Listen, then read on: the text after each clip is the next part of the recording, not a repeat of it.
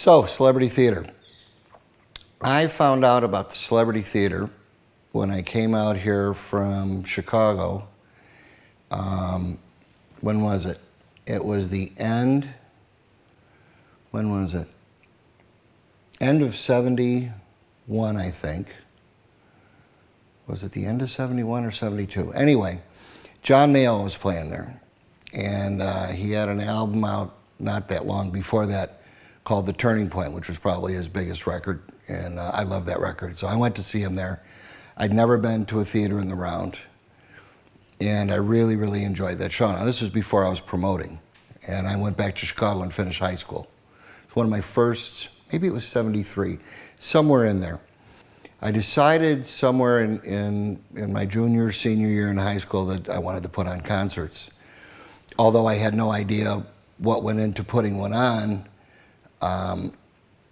I went to a lot of shows in Chicago. There was Pink Floyd shows and David Bowie and really great shows mainly at this place called the Auditorium Theater, which is a beautiful place that I just saw David Gilmour in last year again. And I really love the whole idea of doing that. And I really love the celebrity theater. So I didn't know that a guy named Max Wexler owned the Celebrity at that time. I think it was him and his brother, or him and a relative. They created a mirror square business in Skokie, Illinois, which is close to where I lived. And they sold it for a lot of money, like a lot of money back then. And they moved out here, and I ended up managing his son, Dan, in a group called Icon,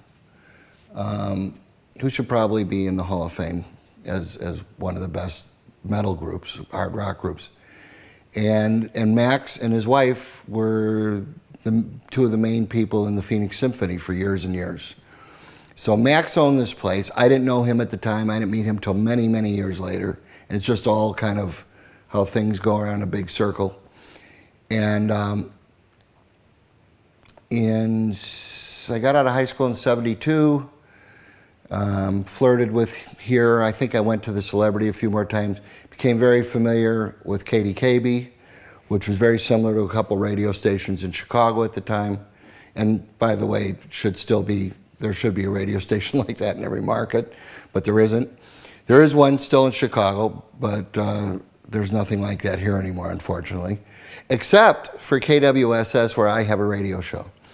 Anyway, in 74, late 73, 74, I got a hold of a little bit of money, and I started a company called Sundown Productions. And I booked Herbie Hancock and Weather Report at the Celebrity on April the 8th, 1974. KDKB and the Celebrity were totally in bed together. It was almost criminal how close they were. But as a promoter, looking back, it's the kind of relationship you really want to have between a radio station and your shows in a theater. It was magic. All the great shows in the theater in the 70s that I got to see, Springsteen, Gentle Giant and Renaissance. Jerry Riopelle broke out of that theater, although I was the first one to bring him here. What happened over the years was when you've got proscenium stationary stages that kind of took over, but the thing that was that's really kind of missed in our promoting live atmosphere is in that theater, once you get over the fact that it's a round stage and you're going to move a little bit, and there's a lot of groups that aren't used to this, and back in the 70s and the 80s, they were very used to it because the theater was the theater that was used for contemporary offerings. And while there's Gamage Auditorium here where I did a lot of shows, I don't do shows there anymore. It's really hard to get them on the phone, and it's hard to get an open date in there. But I love that hall. Symphony Hall is a great place. We do some shows in there. Orpheum's wonderful. Mesa Arts Center. But those halls, even the smallest, the Mesa or Orpheum, you're not as close to the stage. The bottom line about going to a theater like this is your ability to feel like you're part of the show. And fortunately, the people that go to the show are cool enough We very rarely ever have anybody try to get on stage or do anything stupid. And that's important too, because it could happen really easily. But for the most part, people respect the artist being there on stage, and that's something you don't do.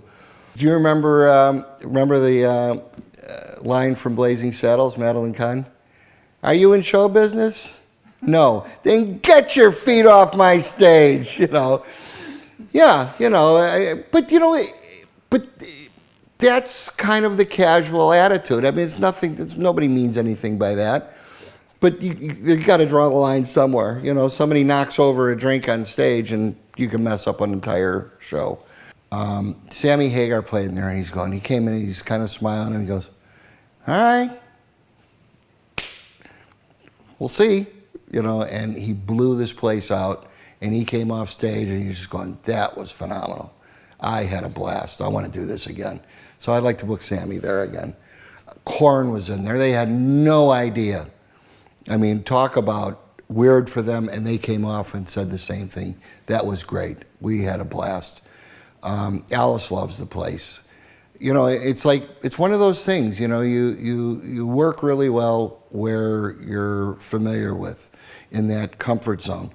And sometimes it's great to take them out of that and prove to them you can learn something new or enjoy something different. Yeah. But there is nothing like the response when you're on and you're there in that theater, how loud it is. That audience response. I mean, that's what everybody dreams of when they're putting together an act or learning how to play guitar or being a comedian.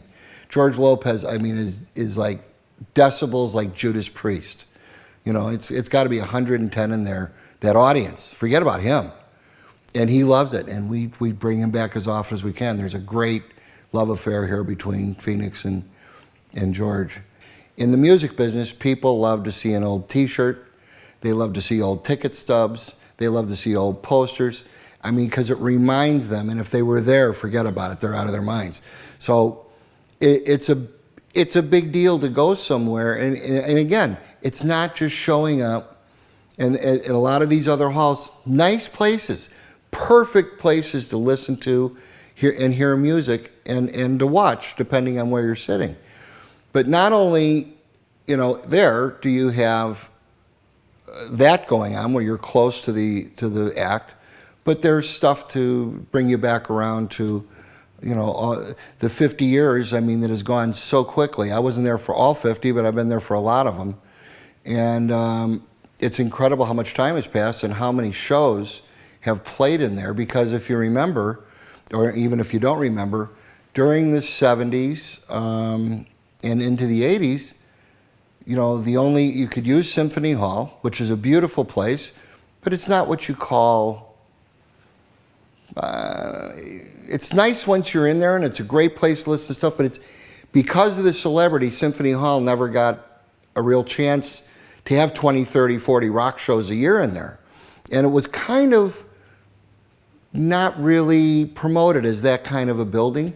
And the celebrity was always there, so it really never got the light of day. Gamage, in the 80s, when I started doing shows there, they couldn't believe the stuff that I was putting in there. I'll never forget the look on their face when the guy from Devo was talking to me and the hall manager, and he wanted to string a rope from the balcony and swing onto the stage. And of course that was turned down. But, you know, we had Devo in there. Sinead O'Connor and REM and I saw Springsteen again. Springsteen shook the balcony, and you know, and then when the Dodge came in the early 2000s, shows pretty much stopped in Gamage. They're really a theatrical house more than anything else now, but I'd still love to do shows in there. It's a great place. But at any rate, you know, when you go to the celebrity, you get a nice dose of history, and that should probably be promoted more. But people know it just from going there, you know, and you get that as kind of a bonus when you go in there. There's some really nice stuff up on the walls.